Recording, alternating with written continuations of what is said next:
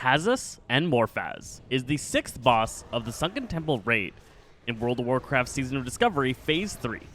There are 2 different phases to this encounter, and I'm going to go over each one separately. The Hazzas phase is fighting the dragon up in the Waking World. This dragon has a couple of main effects. First up is the Backdraft, a large AoE cone behind him that does high damage and knocks everybody back. And second is a Corrupted Breath that stacks damage on the tanks. This is going to be the tank swap mechanic, and you're going to have to swap back and forth between tanks to drop off these stacks.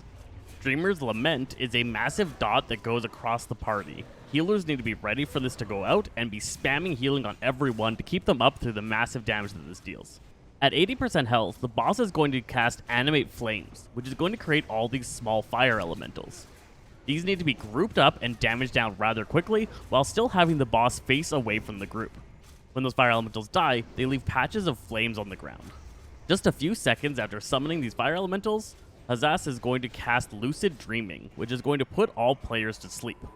When your character is asleep, they enter into Morphaz's domain, and that's an entirely different encounter that we'll touch on later on. To avoid having your character fall asleep, you need to touch the flames on the ground that were left behind by the killed adds. This is going to give the on fire debuff, and your character is going to start running straight forward uncontrollably. You can turn, but you can't stop running. Any player that didn't step in the fire is going to have their character fall asleep and lay down on the ground. A player running with the fire on them can touch a player that is sleeping to wake that player up and remove their own fire debuff. You definitely want to coordinate players getting the fire debuff and then running and waking those that have fallen asleep.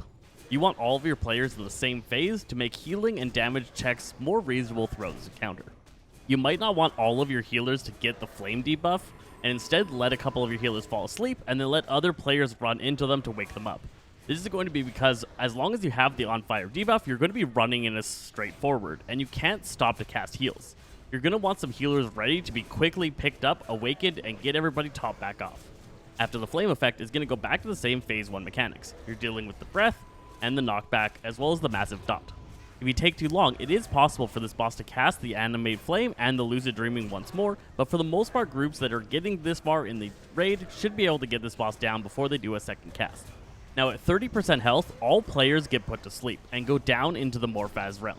This is the only time we'd really recommend hanging out down here, and this is a hard burn phase. Once players are sent down here, Morphaz begins casting Eternal Slumber, a 30-second long cast that at the end of it kills all players. That means you have to burn this boss down 30% of his health in 30 seconds. But as long as you're in the Dreaming realm, you have a pretty big damage buff, so it should be realistic that you can get this boss down in this time.